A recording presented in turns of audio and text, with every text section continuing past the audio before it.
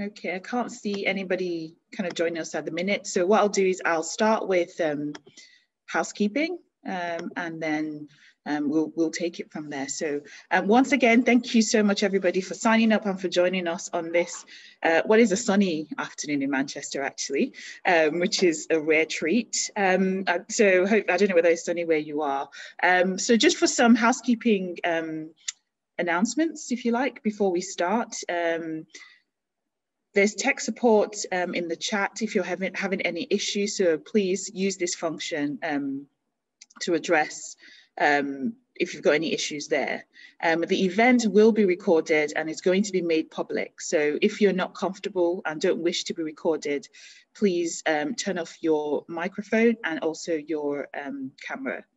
Obviously, everyone's been put on mute as you've entered the meeting, except the candidates who will apart from candidates, the rest of us will stay muted during the event unless you're invited to ask a question. And once the question has been asked, please remute after this. I just want to point out that the chat function is open, but we're not making kind of any references to that or responses. But obviously everyone have access to view this, including candidates. We have had one candidate drop out. Nick Buckley from Reform UK is not going to be in this hustings today. And so the extra time will be reallocated to the remaining candidates. The sessions will be timed, so each candidate will have a timed amount to speak. Once that time is up, you will hear a sound in the background, so don't be alarmed. It's not a fire alarm or anything like that. It's just kind of one of the ways in which to keep us running and ensure that we can get through as many sort of discussions as we can in the hustings. So what we're going to do,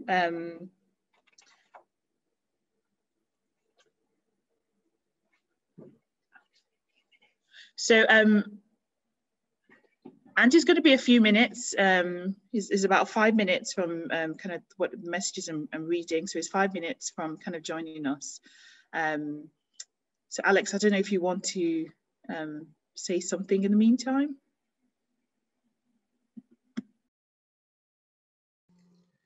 Would you like me to do the sort of general introduction stuff then? If that makes sense. Yeah, so Andy's here, so she's connecting soon.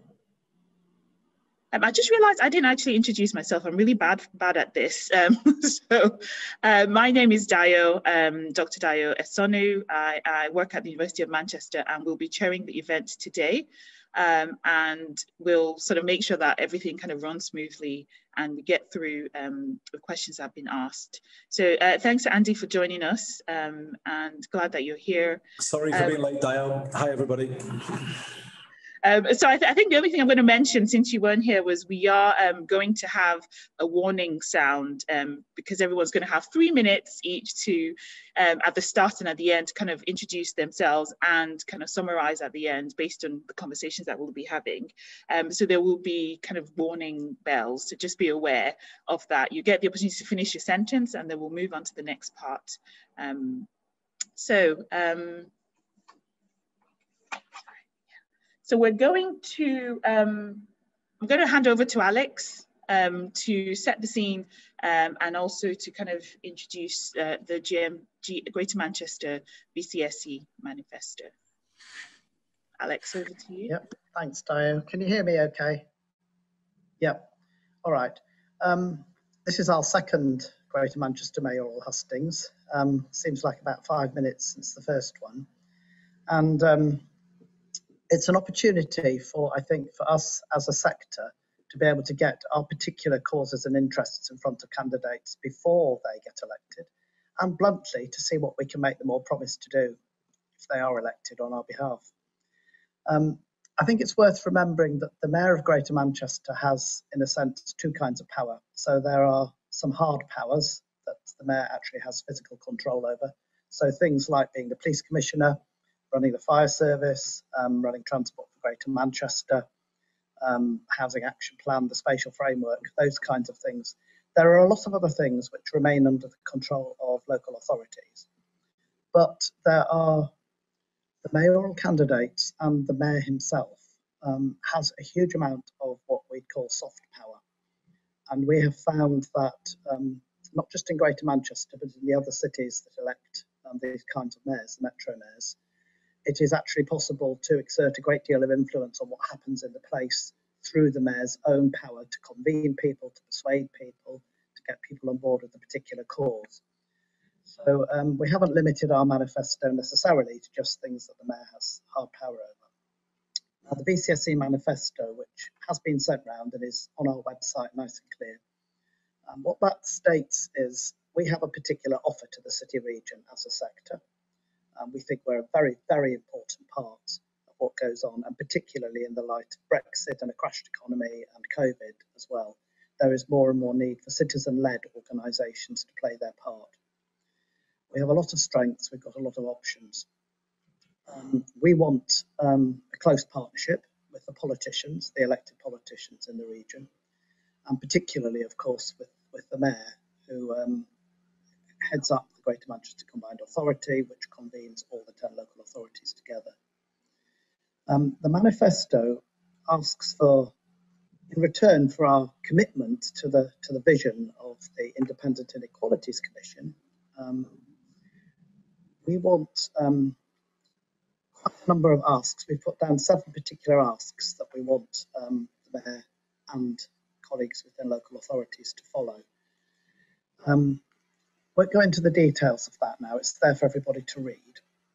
But that's particularly the point of the hustings, is to allow mayoral candidates to respond to the manifesto and to explain what kind of relationship they want with us as a sector and with the leadership of our sector going forward. So we've picked the questions. We've asked people to put in questions in advance, and we asked for people to respond to a poll on the website. I've also talked to our leadership within the sector, to the VCSE Leadership Group, the BAME Leaders Group, the social enterprise people, and the local infrastructure organisations, and many others, to hear what they wanted in this manifesto. So it has been kind of crowdsourced from the bottom up, and I think it hangs around some particular themes. So I'm going to hand back over to Dio, but do please, everybody, even if you haven't been picked to ask a question, the chat is there. If there are things you want to see acted on us on behalf of our sector or the people we represent, please come forward and put them down. Thank you. Thanks, Alex. That's really useful to kind of set the scene. So what we're going to do now, we're going to launch a Zoom poll, and the questions that we're going to be asking in this poll have been picked from kind of the submitted questions, as Alex alluded to, and then also in terms of the way in which the manifesto was developed. So we're interested in kind of getting people's views on this as well. So Lucy, if you can launch the poll, that would be great. And then we'll get a few minutes to respond to that.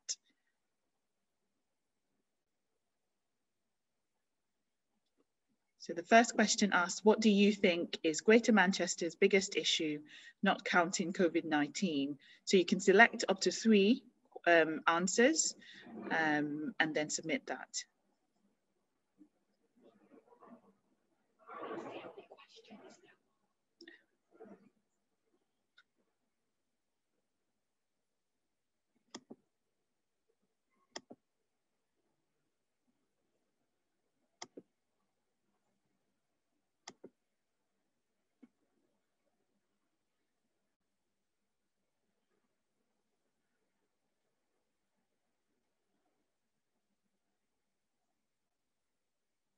Just a few more minutes, so it's the only question that we've got in this poll.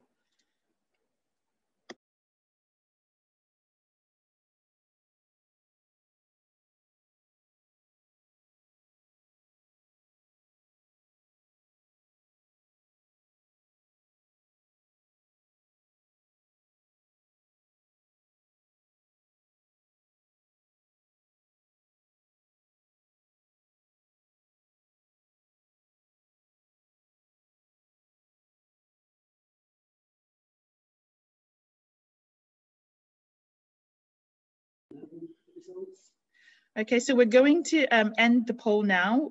Just the last few seconds for anyone who hasn't responded yet? Okay, so the results are in, and we have 80% think the biggest issue is poverty and inequality. And then the next one, 62% think it's health, mental health, social care and well-being. And then housing and homelessness at 49%. So those are the top three issues: poverty and inequality, health, mental health, social care and well-being, and housing and homelessness. Okay, thank you so much for your responses. It's really great. So we're going to then move on to the introductions by the candidates. So in the order in which they appear in the agenda, Andy, you go first. So having read the GM VCSE manifesto, you now have 3 minutes to introduce yourself and your platform. So you've got to begin. Thanks, Dale. Thank you, everybody. The Mayor of Greater Manchester is a big role, and it comes now at a crucial time, this election. The city region has, if you like, been damaged over the last year, and we need to lift people and lift our communities coming out of this. So it needs a really good leader. I just want to say something about what is good leadership, both for the city region and for the voluntary community and social enterprise sector. It firstly is, I think, about a leader that puts the right values at the heart of the Greater Manchester system. And by that I mean somebody who speaks up for those with least, rather than doing what other politicians do, which is lobby for those with most. And I've tried to put the voices of people who most need our support at the heart of the mission here. So people sleeping rough, or people who've been experiencing homelessness, young people, particularly young people who've been in care, young people who've been victims of sexual exploitation, older people who are marginalised, disabled people whose voices are often not heard. I've worked hard to bring those voices into the heart of Greater Manchester devolution, and that is, in my view, good leadership, by starting in the right place, having the right conversation. And I think beyond that, what Greater Manchester needs is a leader that will unlock the full power of the place. I see the voluntary and community sector as one of our city region's greatest assets. The greatest asset is our people. But obviously you represent that spirit that we have within our people, the generosity, the warmth, the willingness to contribute. And a good leader understands that there is huge capability within the voluntary and community sector, and it's about unlocking it. So I brought the voluntary community sector in at the beginning to the Greater Manchester Reform Board. I championed the idea of a concordat, where we work on the basis of equal trusted partners, always in the conversation, where we persuade our public bodies to move away from annual project-based funding to long-term core funding. That is, in my view, how you unlock the full value of the voluntary and community sector in Greater Manchester. And I think then, lastly, it's about kind of all of us recognising what the big challenge is going forward. You are absolutely right, Dale, to point to the Independent Inequalities Commission. That, I think, is the thing that has been most revealed by the last year, how too many of our residents don't have the basics to lead a good life. And I think delivering good lives for everybody who live here has got to be our defining mission going forward. Better homes, better jobs, stronger communities, better transport. I see you all as a critical, equal, trusted partner in all of that. And I will commit today to the 7 points in your manifesto. I feel we're doing elements of all. That is fantastic. Thank you so much, Andy. And I'm really sorry to have to interrupt. No, it's okay, no problem. So you have 3 minutes at the end as well. So you can kind of continue in that way. Simon, so you've got 3 minutes again to, in terms of having read the manifesto, please introduce yourself. Thank you very much, Deo, and thank you for having me, all of you. I think what we're finding throughout a lot of these hustings is that myself, Andy and Mel tend to agree on a lot. It's how we get there that we just have different points of view on. And with that in mind, it's the volunteer sector across the country is what makes our country great. You are the backbone, and you are the often not credited people in society. So from my point of view, just thank you so much for all the hard work you do in every community you're a part of. What would I do as mayor? Well, I've said to a number of groups, my door will always be open. I'm always willing to listen. I'm always willing to be persuaded. I'm always willing to be guided, because the bottom line is, it is a huge job. And do you need to know everything? Yes. Do you need to understand everything? That's where you come in. Make me understand and teach me and educate me, because we can't understand everything. We can't understand those nuances unless we get specialists and people like yourselves actually saying, this is what it means. This is the reaction we'll have. This is how it will follow through. And that is absolutely right. You know, instead of that year-long funding, we need core funding across the lifetime of a project, and it needs to be mapped out. And I think one of the implications of we look at homelessness, and we look at our health inequalities, and we look at our mass inequalities in Greater Manchester, and we look at our housing need, and we look at the poverty. These need big solutions, but they can also be subtle solutions at more local grassroots level. And I think when you've got the voluntary sector that still employs people, still needs to be funded through local government, through Greater Manchester Combined Authority, it's about you guiding that. And that's my promise to you. I want you to tell me what you need, because I can have I can talk about a utopia that I want to build, but without you, I'm not going to be able to do it. Okay, thank you. Oh, thank you so much, Simon, for keeping to time. But yeah, we're 8 seconds left. So Stephen, you've got 3 minutes again to introduce yourself in light of reading the GM VCSE manifesto. I am Stephen Morris. I'm the English Democrat candidate for mayor of Greater Manchester. I do subscribe to your manifesto. I am a General Secretary of a trade union, and I deal with people's concerns and issues on a daily basis, just like your voluntary sector has to deal with those who have the least or the vulnerable. I deal with them on a daily basis as well. The issue is, going forward, we do need a change of leadership. We do need a change of direction.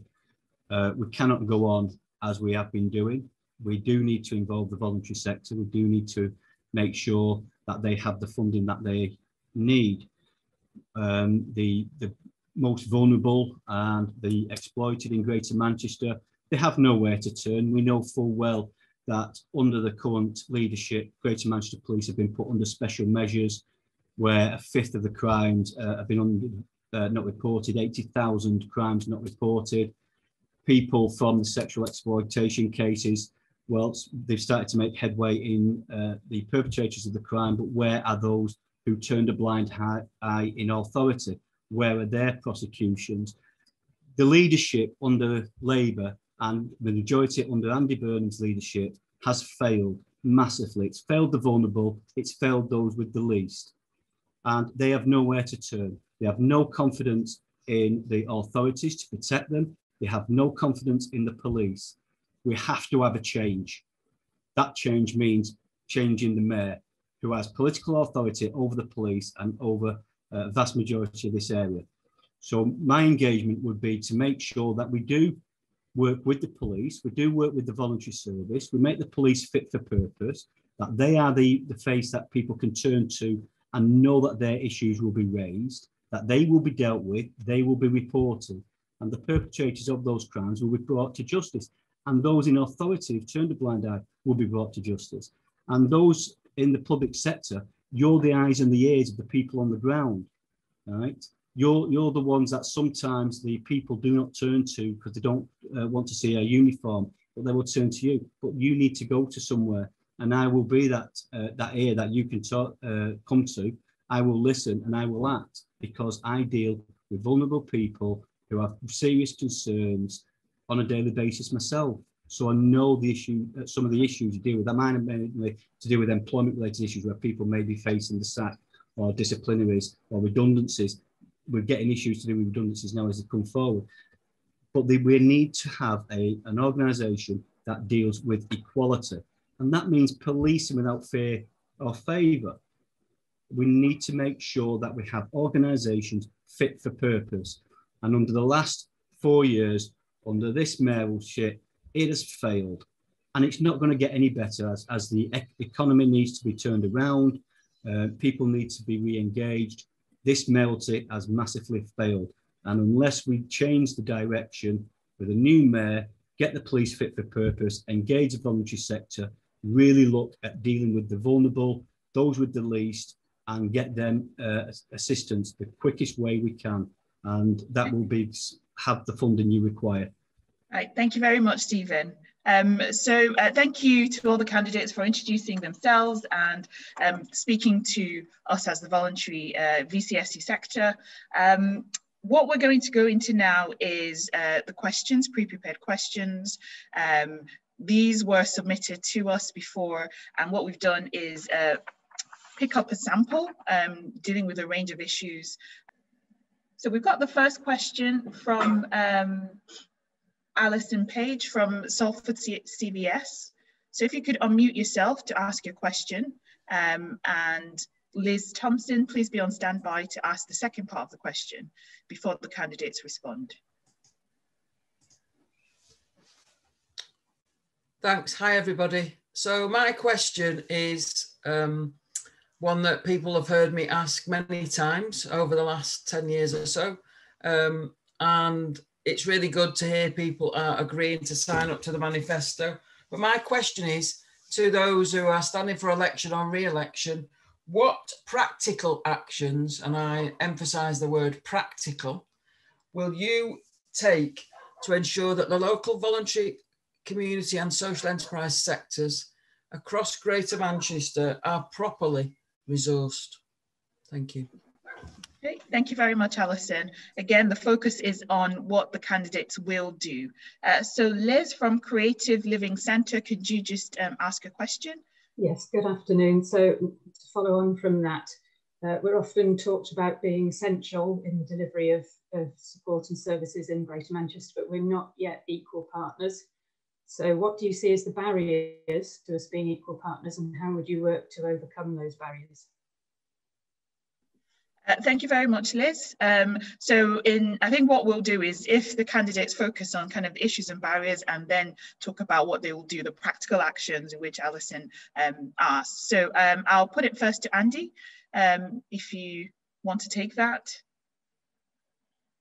Thanks everybody. So it's just not the case that you can possibly say, as Stephen Morris said before, that I've kind of neglected those with least, I think is what he said. There are 520 people going to be in a bed every night tonight, Stephen, because of the actions I've taken as mayor to galvanise people across our city region, to mobilise a better response to the homelessness crisis. And 4 years ago, we were facing a rising tide of homelessness. Now it's a falling tide. So you've just got to be factual in these, you know, by all means make criticisms, but it's just not true to say that. And we've made a change because of the way we've tried to overcome some of the barriers that the voluntary and community sector face. The biggest one, I would say, is just the way the public sector organisations often regard the sector. There's a sort of, well, there has been in the past, a sort of a distrust, the need to sort of keep it at arm's length. I was really clear as mayor that we will only rise to the big challenges we've got as a city region if we unlock the contribution of everybody. And on the practical actions, if I could, Alison, that's how we've done it through homelessness. You know, I've raised funding. I raised £6 million to pay for a bed every night, but we've delivered it through a network, the Homelessness Action Network, and the voluntary organisations that are a part of it. And that is what I would point to. I want to set some further missions for the city region, as I've said this morning at my manifesto launch. No child goes hungry. A living wage city region. Everybody online, all under 25s, all over 75, so everyone's part of the conversation. I mean, I could list a number more. Everyday mental health and well-being. Social prescribing, we need to turn that into a well-being service that the voluntary and community sector across Greater Manchester delivers everyday support to lift people and support people. So that's the way I see it. We've made some progress over the last 4 years. Is it yet good enough in terms of our relationship with the voluntary community sector? No, it isn't. And I will keep pushing the Greater Manchester system until it does see you as equal, trusted partners and believes it. And actually, a final point, Dale, if I may, I think they've felt it more in the last year than they've ever felt it before. I've heard chief executives say to me that the community hubs that were set up in response to the pandemic and the involvement of voluntary and very grassroots organisations in those has made them see things a little differently. That perhaps sometimes the best way to support communities is more simple, informal, everyday support provided by yourselves, rather than always going through the statutory processes. So I think the last year is going to change things. I know your finances will have been damaged by the last year, and we owe it to you to help you repair so that you can play that bigger role that I want to see you fulfill. Thank you. All right, thank you very much, Andy. Simon, do you want to take quick response? And just a reminder again to please stick to kind of answering the questions. No, thanks. I think Andy's right. The past year has been a struggle for you all financially and getting out there. But as Andy's also said, we've seen these community hubs. We've seen our communities step up and come together, and we've seen a greater respect for the voluntary sector, whether it is structured as you are or just voluntary in general. So I think moving forward, you've got an open door now for the next year or two where you can actually sit down at a table and be seen as equals already. And it's how that feeling between each side of the table is continued rather than allowed to dissipate back to old habits.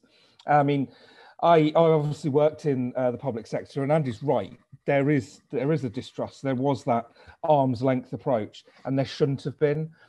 I mean, just to use an example, I do remember trying to get someone discharged from a hospital, and it was just a mixed up system where people weren't trusting each other enough to actually listen to one another, let alone speak to one another. And in the end, it was a delayed discharge, and then it was an unsafe discharge from that from that person's perspective and from ours. We do need to get better at it. We do need to have joined up working, but putting a line in the sand, you'll always have my respect, and my door will always be open. I want you to be part of whatever future we have across Greater Manchester. And I want you to be involved. And I would push the public sector and the private sector to include you as much as possible. And if they won't, I'll sit in a room and demand it. Because, like I said at the beginning, you're the backbone. And a lot of people don't realise that. Thank you. Thank you very much, Simon. Stephen, do you want to come in on this question as well?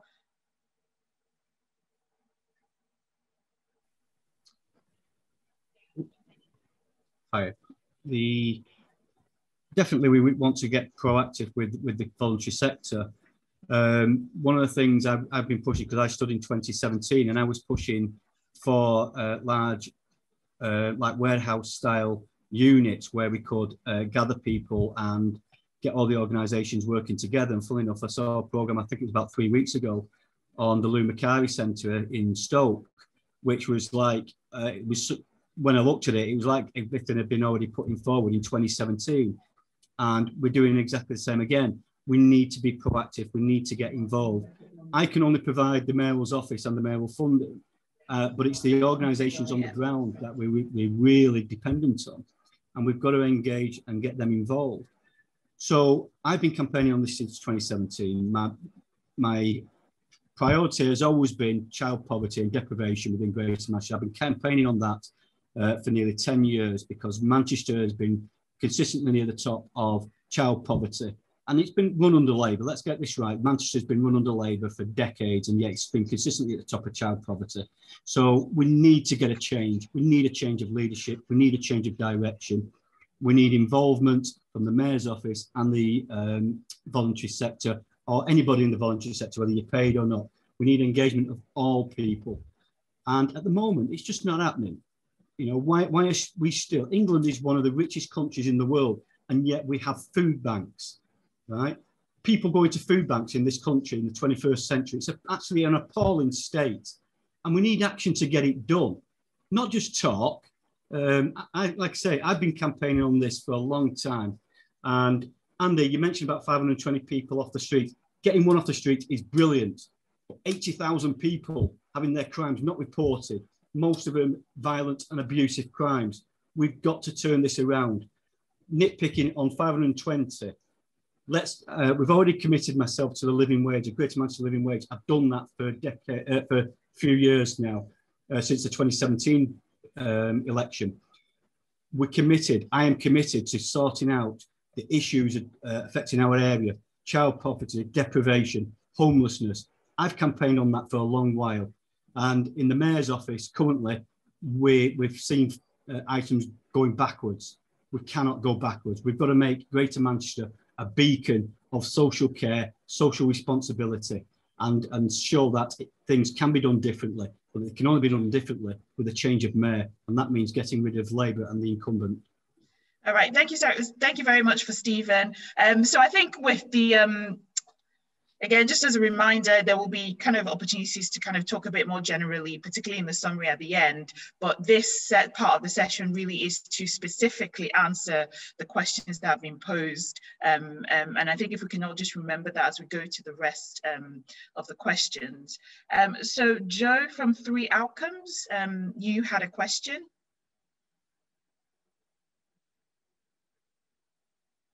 If you're there.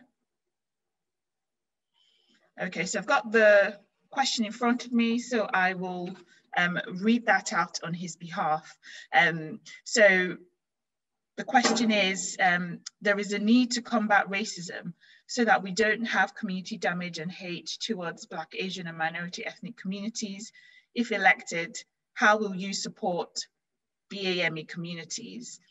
And then we've also got another question from Nikki from Caring and Sharing, who is not in the meeting at the minute. So I'll read it again on her behalf. How are you going to address inequality and non-inclusion of Black people in leadership roles?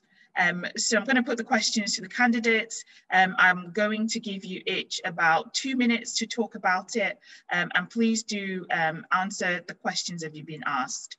And then if we've got any time at the end, you can sort of respond with any kind of burning comments or responses. So Stephen, I'm going to come back to you to answer these questions.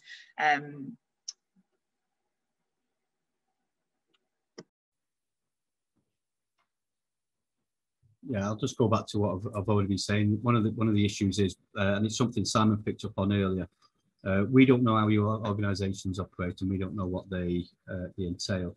All we can show is that our commitment to you and the funding will be available for you. You know, it is going slightly off piece on the questions, but the issue being is we've got to engage. That's the whole point. We've got to have a different direction. I'm very passionate about getting things resolved in my area, and it annoys me that after so long we're still asking the same kind of questions, still trying to go down the same kind of route. And it's appalling. It really is appalling. We've got to change, and I've got to engage. And that's why I'm saying I've got to bring.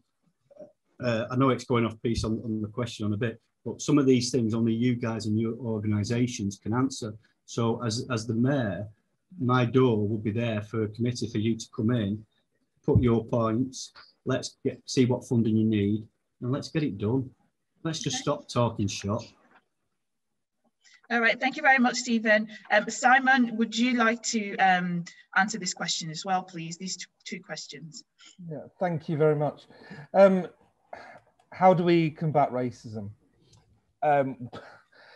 Well, it would be nice if the government could actually admit we have a race problem in this country. I think their recent report that came out was ridiculous. We do have institutionalized racism in parts of this country, and we need to tackle it head on.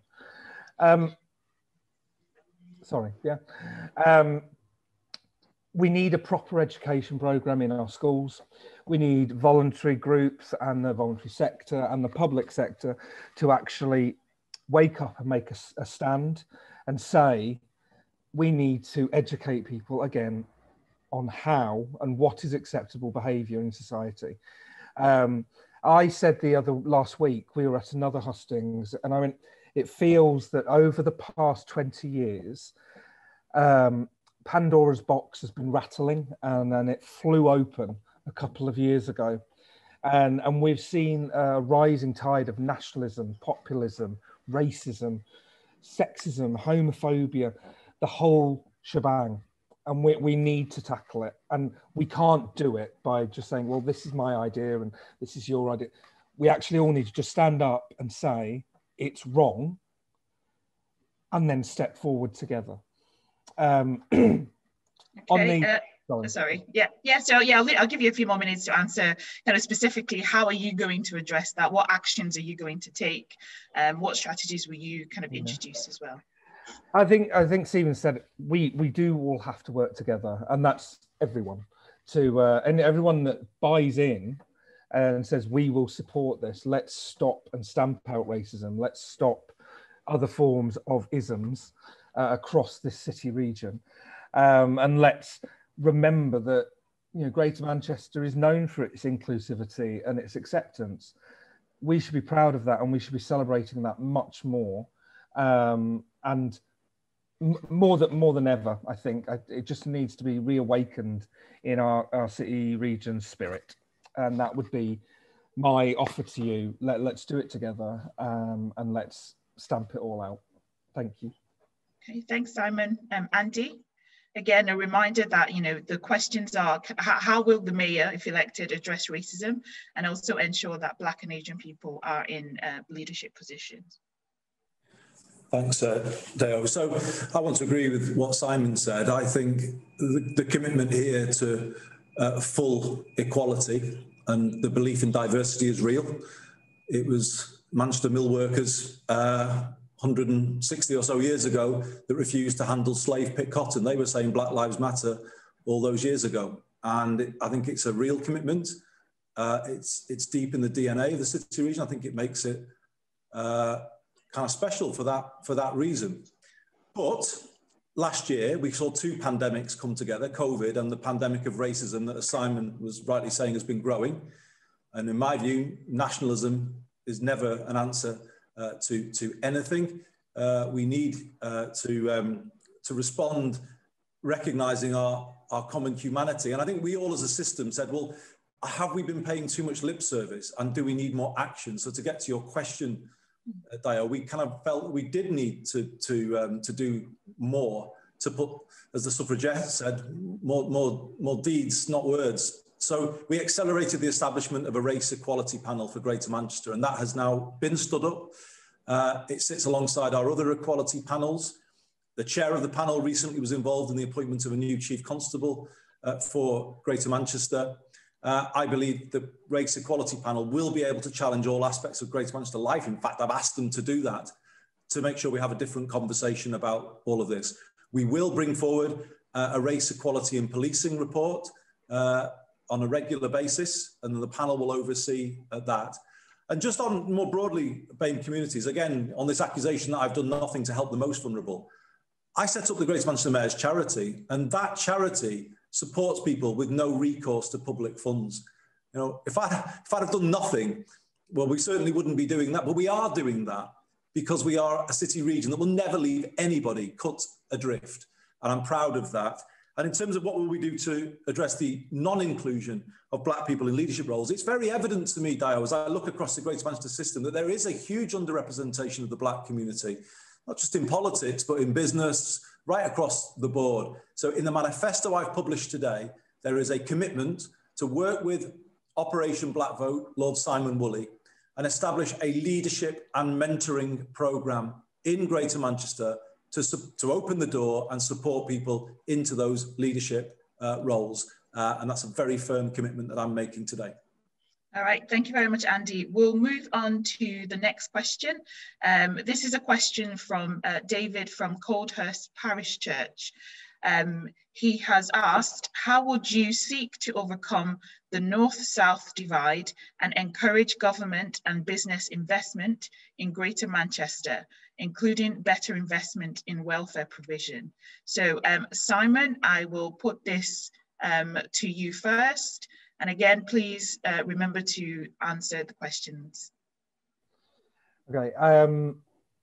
There is a North-South divide in this country, but there's also a North-South divide in Greater Manchester. And we have to get real about that as well, and actually deal with the northern boroughs of Greater Manchester, their health inequalities. I mean, I've mentioned it before, there's still a 10-year age life expectancy difference between someone in Rochdale and someone in Altrincham, for instance, and that's unacceptable. In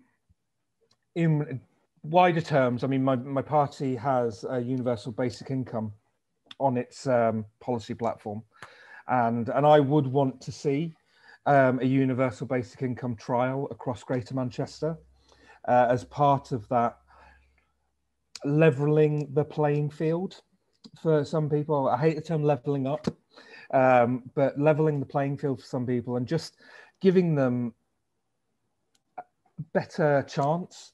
I think, you know, one of my colleagues said, and I love the phrase, some people don't want a handout, they want a hand up.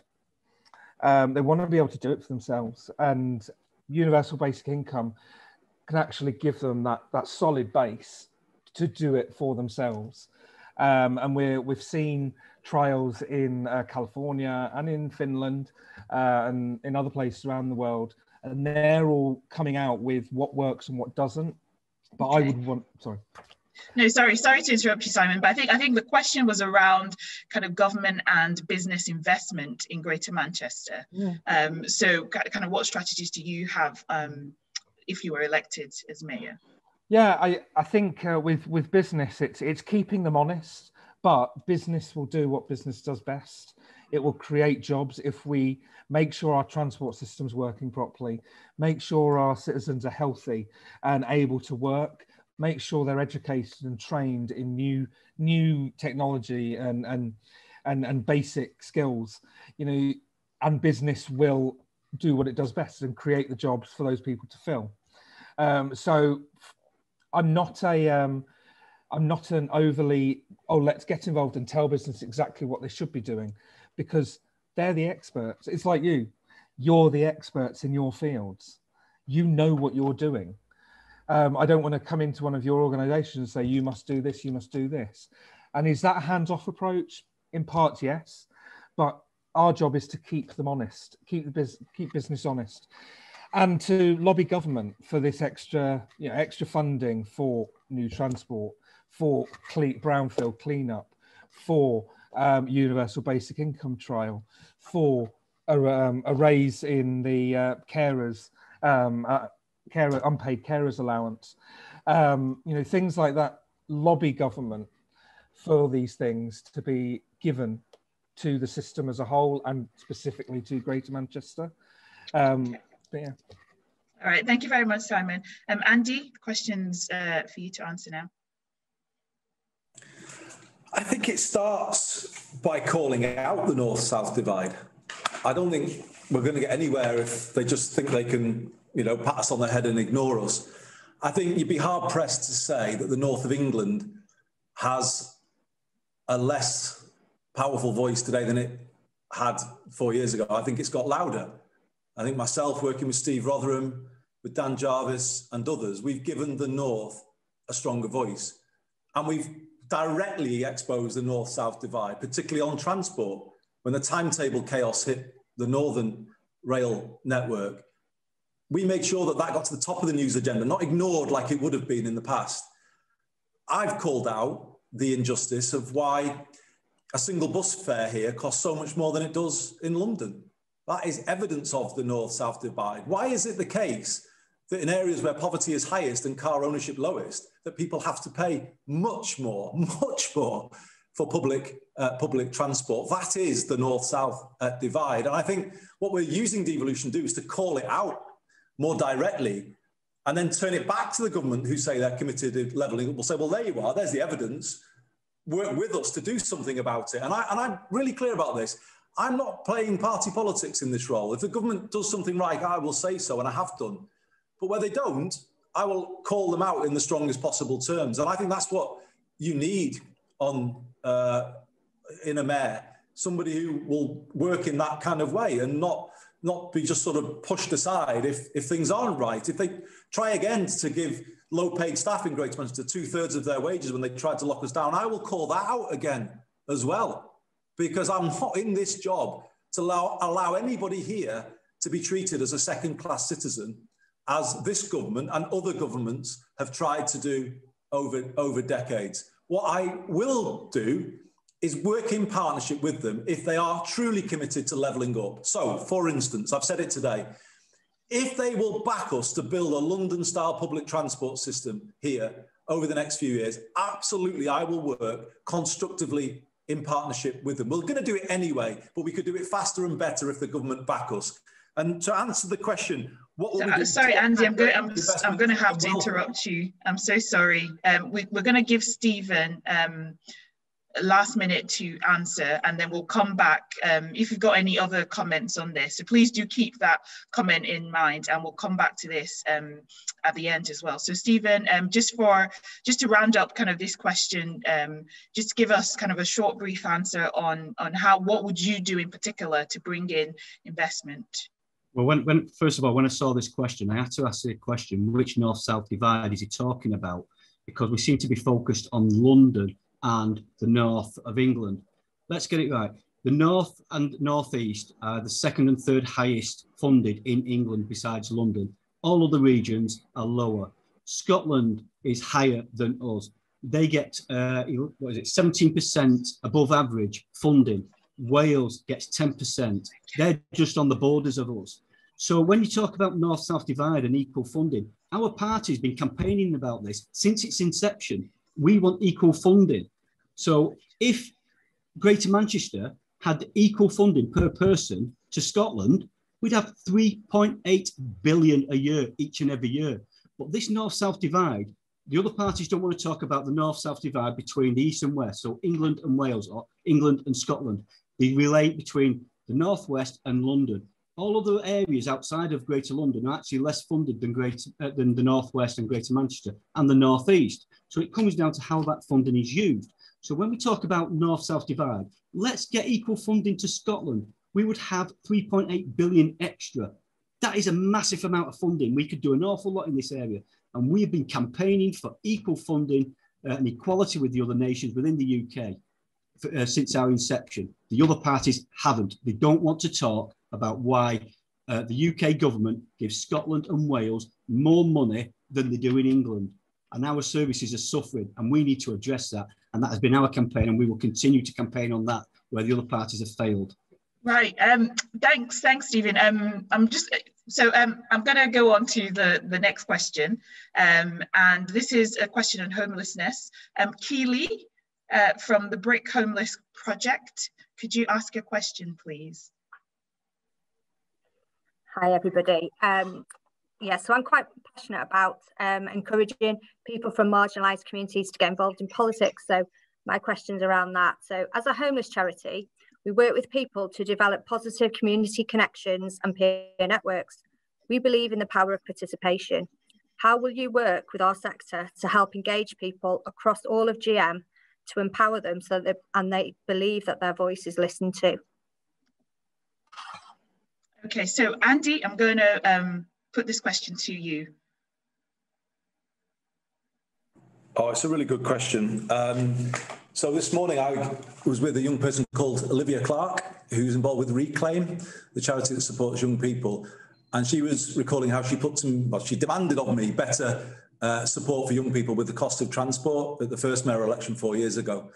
And we now have the R-Pass. So, you know, that came from them, not from me, and I helped put it into practice. Or if you look at homelessness, a bed every night was not dreamt up by me. That came from the Reverend Ian Rutherford, who was part of our faith network and our homelessness action network, who said that we should move to a system of providing support for people every night of the week. So I've got kind of evidence, I've got a track record of opening up the door, involving people from across the voluntary and community sector in Greater Manchester in what we are doing.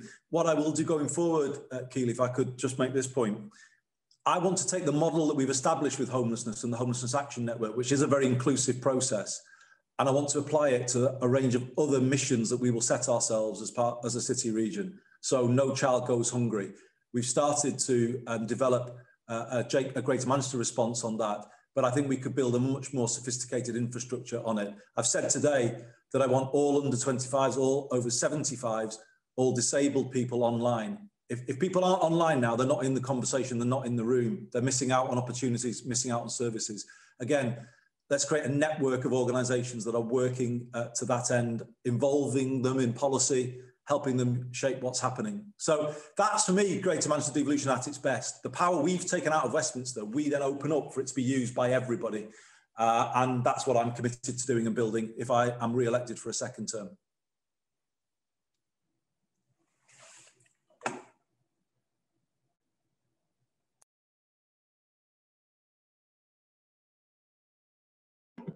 Oh, I've done the classic Zoom thing, haven't I?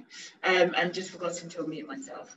So can I put the question to Stephen, please? So the question... Sorry, no, sorry, the internet just blipped on me then, sorry. We need to engage with the younger people. They got disenfranchised with everything that's been going on within politics. So the question is about homelessness? Yeah, well, it's everybody, isn't it? So the homeless chat, and we've got to engage with people. The homeless we need to work with. I've already said I had these plans in place since 2017, and I've got the same things again, which were basically aligned with the Lou Macari Centre in Stoke. That was always in my mind, where we need to get people straight away off the streets and into warm accommodation. And we can only do that with the voluntary sector's help. The funding will be there because I've promised that for the last 4 years that I would find funding. The actual promise in 2017, which is still now, is to make sure that within 3 months it's all set up. And we shouldn't have homeless people on the streets. If Greater Manchester wants to be a beacon, then we've got to get the homeless charities engaged. We've got to say, like, this is the action we're going to take. We will find the location. We will find the voluntary sectors who can operate them with us and then deal with the people. And the Lou Macari Centre was like something that, when I saw it 3 weeks ago, was like, this is what I've been saying since 2017. And that then gives them that warm shelter. It gives them an address. It gives them accommodation. And then we can look at other things to try and assist them. And that's the idea that I would want to go down very quickly so that we don't have people on the streets. It's an appalling state of affairs that after 4 years of this mayoralty, that we're still talking about people on the streets. It's got to change. And that's where I would go directly with the homeless charities to say, this is what I want to be in place so that we have no people homeless on the streets. And don't forget, we're not just talking about homeless, we're talking about sofa surfers as well. That hasn't been mentioned yet. We've got to look at people who sleep on people's settees, different sofas and that day in, day out. So we've got to look at everything, not just the homeless people on that may be in the doorway. And that's my commitment. That's been my commitment for the last 4 years. Okay. Thank you very much, Stephen. Simon? Thank you very much. No, I applaud a bed for a night. I think it was a great first step. My problem with it is it wasn't a holistic approach. I think it could have been so much more. You've still got people that are homeless or sofa surfing. You've got people that have got their bed for the night. They're off the streets for that night. That's great. What other support are we giving them? Are we dealing with any mental health problems they've got? Are we dealing with any substance abuse problems they've got? Are we actually getting them into training to get them skilled up? Are we actually sorting out their social, their social housing need? So they stay in a bed for every night, not just for one night. And I think that's not been advertised. If it is being done, that's not being advertised well enough, because at the moment it looks like just a bed for the night, just to get them off the streets. I mean, I still go out in Manchester, I still go out in other boroughs, and there are still homeless people there. I mean, one of the comments I got from a local councillor in Trafford, not from my own party, was, it just feels like it's been pushed out of the city centre and into the other 9 boroughs. You walk down Altrincham High Street and there are homeless people there. Now, whether they've got a bed for the night that's great, but they're still begging on the street the next day. So it's the holistic approach needs to come together, and that's where you come in. That's where the public sector comes in. The need for better more social housing comes in. I don't see how we can do that overnight. That's going to be a long process to actually get the whole thing linked up and joint and working together. But I would work towards that, because I think homelessness is not an inevitability. It's something that can be prevented, and it's something that people can recover from. And as long as we believe that, we can end homelessness once and for all in Greater Manchester. Dio, can I come back in? Because the question wasn't about what we've done the question was about people's voice being heard, but there's been sort of comments made about a bed every night that I feel should be responded to. So we still got some time in this kind of part of this question. So yeah, feel free. So you've got about a minute to respond to that. Thank you, I appreciate that. I mean, it's just not the case, Simon, that it is about out of sight, out of mind. A bed every night is the same bed every night. When people go in, they are not moved on anywhere else. They are in and they can stay in that same place and they get that wider support. And you need to see Bed Every Night alongside the SID project that we had, the social impact bond, alongside Greater Manchester Housing First that has housed over 200 people. We've made a huge sea change in homelessness over the last 4 years. Are we where we need to be yet? No, but we are really making massive change happen. And it's just not realistic, as Stephen was saying, to say that we should have solved the whole thing. We can't solve government's benefits policies. We can't solve the funding they're giving to councils. Things that are beyond our control. All we can do is mobilise the best possible response we can from within ourselves and within our organisation. And I believe we've done it over the last 4 years. Okay, thank you so much for sticking to the time as well, Andy. So we're going to go to the 5th question that we've got.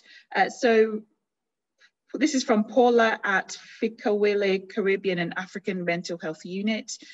She's asked that I ask the question on her behalf. So the question is, obviously, mental health research shows that one size definitely does not fit all. Keeping this in mind, the next pandemic in the UK will be a depletion in the people's mental health due to recent events. Have you given thoughts to this? What resources have you put in place to deal with this?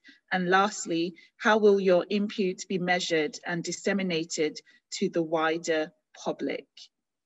So I'm going to start with Stephen. Hi.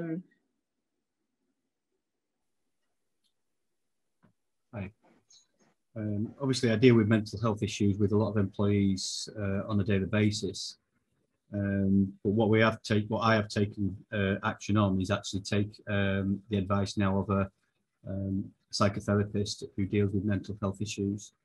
We're getting their advice on the way to move forward, because obviously we need different views, different opinions, as it already says, not one size fits all. And going forward, I noticed you use the word UK, but bearing in mind health is actually a devolved issue. So the British government only controls health within England. Wales, Scotland, Northern Ireland control their own health. So using the word UK is a little bit not correct. So I have already taken decisions, taken action, and I already have the therapist who's already advising us on different approaches, because that's their speciality. It's not my speciality. I deal with generalised health issues that people raise, but I have already taken that, and we've already put that in place. Thank you very much, Simon. And then, oh, sorry, Stephen. And then Simon, we'll go into you next. Sorry, I got my... No, thank you very much. It will be a UK-wide pandemic of mental health. I think that was the comment in the question. How do we deal with that here in Greater Manchester, where we have devolved mental health, healthcare spending, health and social care spending? I've got a colleague that works in mental health, and I think she saw a huge drop in admissions and attendees at A&E during the first wave, and then it skyrocketed afterwards, and they're struggling to cope. There aren't enough mental health beds across Greater Manchester, full stop. There isn't the joined up working in parts of our health service that there should be. And I go back to the point from before, a collaborative working atmosphere to actually deal with people's mental health in their homes first, before they require the need to attend an acute setting. And that needs to be developed holistically with social workers, mental health nurses, GPs, in most cases as well, head teachers and teachers in local schools, and the police. If we've got a police officer in every ward, a community police officer, stemming the tide of escalating mental health problems is going to be a huge job over the next few years. And I mean, I can only speak from my own experience and my own colleagues in the health service. I look at young nurses that were qualified last March, April. They went straight into this pandemic, and they have seen more death in their first year of practice than most nurses have seen in a 30-year career. What does that do to their state of mind? And if they're unable to work because of their mental health, how do we cope as a city region when we have a reduction in staff numbers because of mental health issues?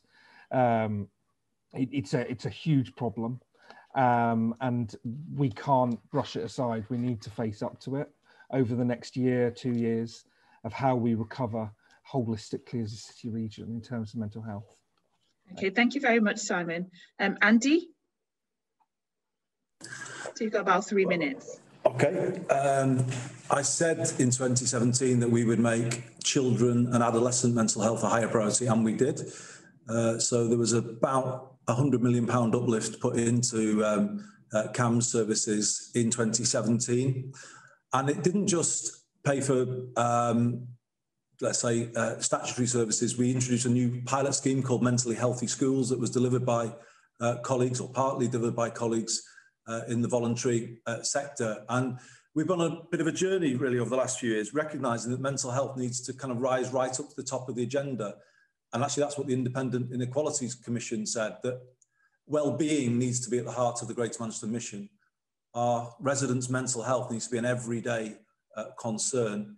And that's what I've committed to today. I think the way we do it is massively lifting now what we call social prescribing across our 10 boroughs, and turn it into a well-being service, a structured well-being service, where the volunteering communities are engaged as long-term partners in each of the boroughs to provide the essential components of a well-being service, be that bereavement counselling or support with loneliness, whatever it might be. So that's what's happened over the last 4 years. And I think we've now hit a point where everyone recognises that there needs to be fundamental change in the way we support people. We can't have people waiting weeks on end for support when they need it right there and then on that particular particular day. It does require us to think very differently about mental health. Over the last year, we have stood up more digital resources. Now, I'm not saying they're the only answer, but they are part of the answer. I think we need to focus a lot on young people's mental health. And I just think this needs to become an issue that comes to the heart of everything that we're about. I think there is a mental health crisis coming in the wake of the pandemic. It's probably already been there during the pandemic, but it will certainly come to the fore over the next year. And we're going to need to work with you all to find innovative ways of supporting people through those challenges and make mental health and wellbeing an everyday concern in the city region. Thank you very much for that, Andy. Okay, so we're going to the last question now. So thanks for bearing with us, Simon, Stephen and Andy. And so the question is from Liz. If you want to unmute yourself to ask that question. Liz Atkinson, sorry. Oh, yeah. Over the last 7 years, GMCVO have worked with VCSE organisations across Greater Manchester to provide holistic employment support to young people furthest from the labour market. Over the last 2 years, we've focused on hidden young people, those who are not in employment, educational training, or claiming benefits at the point of referral. What will the candidate do to ensure that these young people are not excluded from mainstream employment support going forwards, which is often focused on those young people who claim benefits? Okay, thank you very much, Liz. Simon, we'll go to you. Yeah, no, it's a really interesting question. I think it links in with the one before, really, about how do we move forward over the next 2 or 3 years, and what resources will we put in place. So I don't want anyone to be excluded. I don't want to see excluded people in the city region. I want everyone to feel they have a stake in Greater Manchester, and they are listened to. And that's why I was always saying that, you know, my door would always be open. You know, and if there's a problem and someone comes to me and says, we're not getting this right, the next comment to them is, so how do I get it right? Tell me how to get it right, and let's see if we can achieve that. But it is also about the long-term planning instead of the year-to-year planning. How do we plan for the next 5-10 years? How do we make sure that our young people get a decent education so they don't fall into that not in education or employment or training group? Because that group should not exist. You know, in the bottom line there is they should go through school and get the education they need and are comfortable with to achieve as adults. And that's a wider challenge that I think needs government lobbying. The Department of Education needs buy-in, and to understand that, as we've all said, one size does not fit all. But yeah, that was a bit rambly, that question, so I do apologise. Right, thank you, Simon.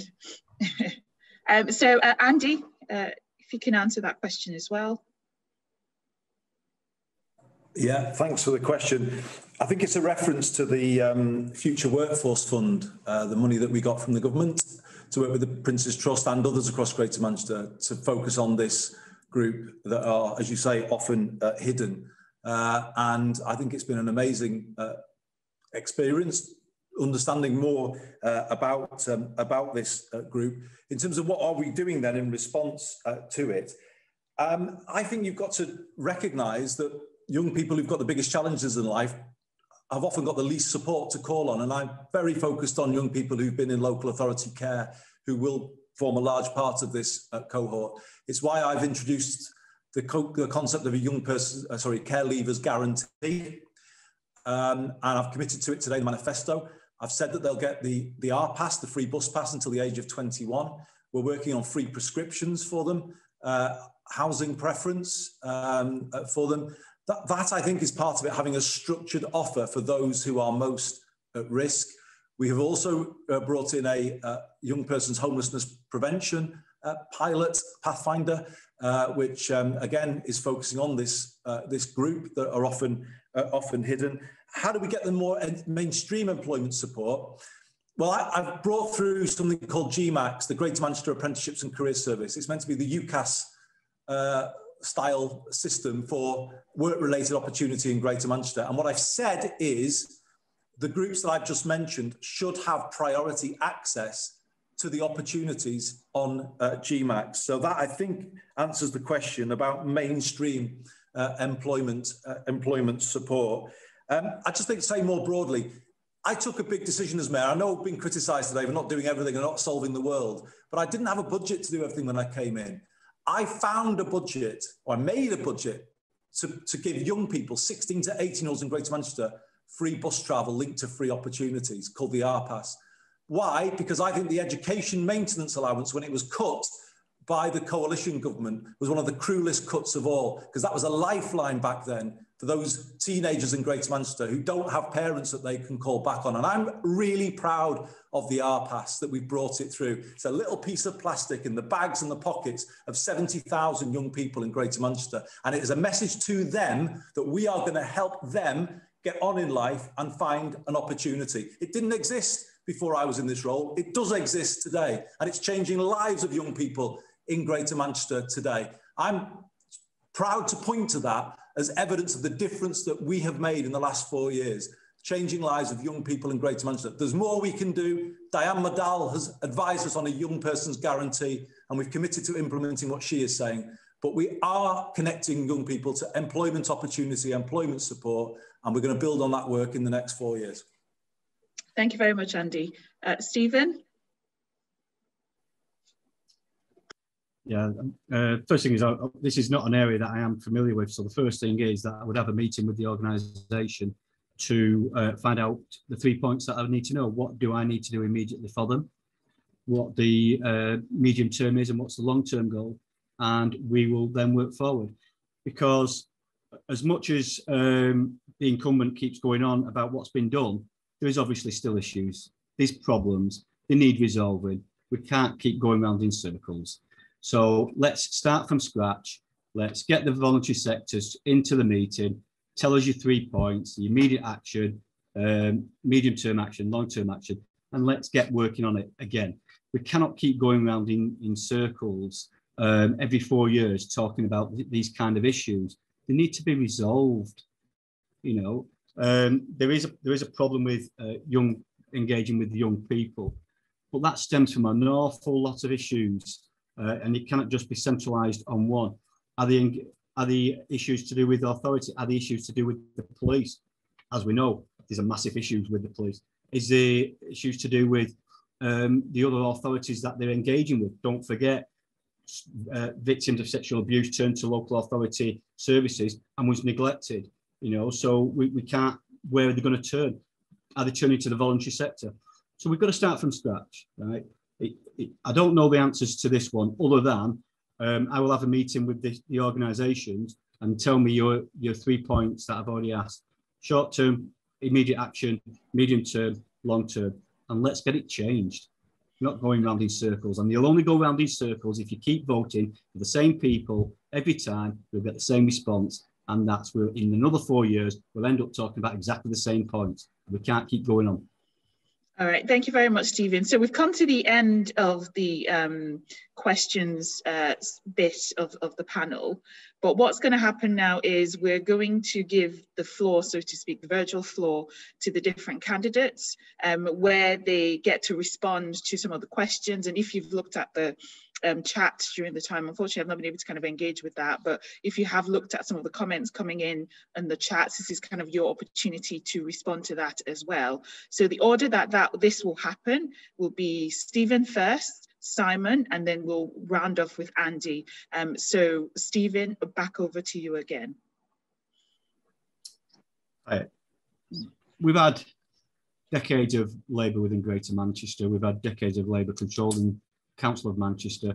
Child poverty, always at the top of the list there in the nation of child poverty. We've had Labour mayors, we've had Andy Burnham, we've got failures coming out of our ears, over 80,000 crimes not being reported. many of them violent, many of them abused, nobody in authority being addressed to do with the sexual exploitations in Rochdale or Manchester. We've seen some of the perpetrators being convicted now after a long time, and the issues just are not getting any better under this law. You know, we've got to change it. You know, as somebody who's a passionate trade unionist who deals with people on a daily basis, who tries to address their problems, who has campaigned on child poverty, on homelessness, my passion is that it needs to be resolved. This is my area. I grew up here, lived here, work here. All my family are here. So anything that affects this area affects me and my neighbours and everything, every single part of my family. And we've got to start, we've got to address it. Let's get the centres open like the Lou Macari Centre. Let's get people off the streets. 520 off the street is brilliant. One off the street, like I said, is brilliant. But there's 80,000 victims out there that are just now disillusioned. The youngsters are disillusioned. They don't know where to turn to. So we've got to change things. Keep voting for the same old person, the same old parties, we'll get the same old results. And like I said before, in 4 years' time, whatever it is, we'll be back here talking about the same old thing because you have a mayor of inaction. Right? He may come up with little bits of snippets here and there, but let's face it, when you're the second largest police force in England and you're under special measures and he's responsible for its leadership, then there is a problem. And that escalates all the way down from everybody being either stopped and searched on racial grounds, people being sexually abused or whatever. It stems all the way down. And we have to change not just the mentality of what's going on, but we have to start it from not just the top, but from the bottom as well. And I've got to refer back to what Simon said. Yes, we do need education starting at the lowest level, but it's a team effort, but you're not going to get it under Team Burnham. Okay, thank you very much, Stephen. Just to say that we can't, obviously, GMC have not been able to verify some of these facts, so just to sort of make that note. Simon. Sorry, what's not been clarified on facts? No, so I'm just saying that GMCV have not been able to kind of clarify some of the evidence and the facts that have been discussed here. So it's just kind of it's disclaimer note at the start. They're well publicised, so it's well known. Okay, thank you. Simon? No, thank you very much. I've actually seen a lot of the chat. It's been quite distracting, but thank you very much. Some of the comments in there have been really interesting to read and to get your points of view on a few things. The Bank of GM is a mutual bank. I think it should play a part in our future, and we as the combined authority should be utilising it to drive inclusion forward. Social housing, what social housing? Look, we know there's a need for social housing. We know housing associations, some do a great job, some do a not so great job. We need more social housing. And I think this is something that's becoming even more acutely apparent, that people are not able to afford to live in Greater Manchester at the moment. And we need to stop that tide or that wave towards what has happened in London now before it gets worse. We need to have good quality, affordable homes, and we need to actually invest in social housing to allow people to the ability to save for their own home. Yeah, and that's something that I've been speaking about over the past few months since I became a candidate. I just want to end and just say, look, you all do a brilliant job. You are all appreciated in Greater Manchester, and I will say that to you every week if I get elected, because you all do jobs and tasks that people don't necessarily know about, and you fill those holes that aren't necessarily thought about, that should be thought about, and things that aren't funded now that were funded before, or things that haven't even been thought of that need doing. And that's a tremendous part of what makes Greater Manchester so brilliant. And I'll always have my door open to you all, and I'll always want to listen to you, and I'll always want to take your advice. And I think I can't say much more than that, really, but thank you so much. All right, thank you very much, Simon. Andy, you've got 3 minutes as well. Okay, thanks everybody for your questions this afternoon. I haven't been able to solve everything in 4 years. That's just a reality. And some very big things have happened over the last 4 years that we've had to cope with. What I've tried to do is provide leadership with the right values at the heart of it for everybody in the city region, and a strong voice, and do my best to help people. I just pick up some of the issues in the chat. I know colleagues from LifeShare are saying that we weren't able to find a base for them, but I can say, just to prove that I don't ignore anybody, we made 2 offers. I think you should put that in the chat. One, Central Manchester Fire Station, and another private sector. Okay, it wasn't right for you, but it's not the case that I ignore people, as I think that suggestion is being made. I don't. I listen and I try and help. Can't always come up with the solution everybody wants, but I'm always here to try and help. I think it was social housing that's been raised. Simon was just talking to. We have now developed a plan through the City Mayor of Salford for 30,000 homes for social rent. And I've committed today to publishing a plan within a year on how we're going to deliver those. So Simon's absolutely right. That's a key issue. The region needs to do more on it, and we will, alongside a good landlord charter to improve the private rented sector. We are bringing forward a homelessness prevention strategy shortly after the election, and that will focus on families in temporary accommodation who haven't had the attention so far that's needed, but that will come. Tony raised social care in the chat. Actually, Tony, there has been improvement in social care. The savings that you point to have resulted in a lifting of standards of social care, not anywhere near we would need, but there were 27 inadequate care homes 4 years ago. There are only 4 today, and we're working to eradicate 15-minute visits. I've said today, a real living wage for all social care staff should be a bare minimum in Greater Manchester, and absolutely I will stand for that and be a champion for it. Michael, you said Green City region not high enough. Well, absolutely agree with you. Rising fast to the climate challenge is in my view, the way to solve the jobs crisis and the housing crisis.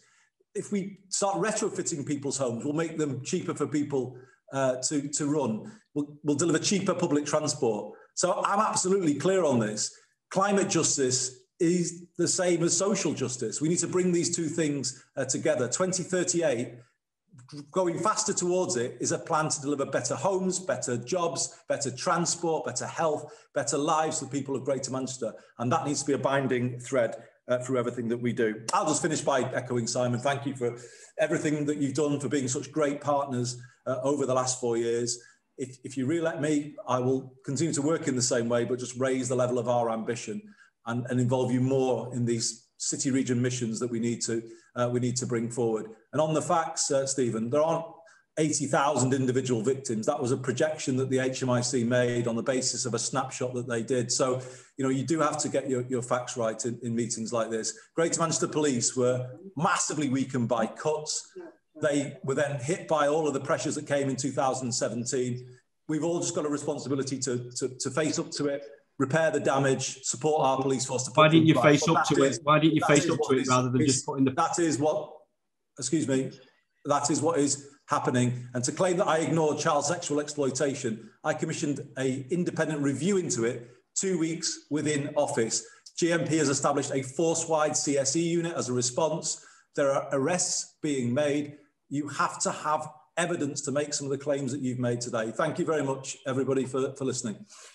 Thank you so much for everybody for the questions that were sent in, for taking the time to listen, for the really, I'm just looking through some of the comments and really kind of discussions that are going on in the chat. Thank you to our candidates for taking the time to spend some time with us and answer our questions. I don't know if Alex wants to kind of see us off and thank us, and then we'll kind of finish, and we're kind of on time as well, which is great. Thank you for your superb chairing, Dio, and thank you to all 3 candidates for participating in the spirit we asked for and keeping to time and following the rules. That was great. We started with the manifesto, and I want to just kind of finish with the manifesto. And I think it has been mentioned during the session, but I referred to the report of the Independent Inequalities Commission at the beginning. I think what is in that report ought to be read by everybody in this room in some detail and digested if you haven't already, because what that shows us is a path forward to sort out quite a lot of the issues we've already got, and explains what role the VCSE sector might be able to play in it. So that's my kind of final plea to everyone, is please read that report, consider what we can all do to implement it in full. Good luck to you all in the elections. There's not been much coverage of it in any of the national press, but let's hope that local people are well aware at least. We'll carry on trying to encourage people to vote and to turn out at the polls. Back to you, Dio. Yeah, so just a final note in terms of the recording will be placed on the GMCVO website, an edited version, I believe, but it will be kind of on the GMCVO website. So please feel free to share it with those who have not been able to attend today, so they at least know where kind of all the different candidates stand on the variety of issues that were discussed today. So once again, thank you to the candidates and thank you to the participants for joining us today, and wish everybody the end of the day, good end of the day, and yeah, take care everybody. Thanks, Dio. Thanks, everybody. Yeah, don't forget to vote. Thank you very much. Bye-bye. Bye.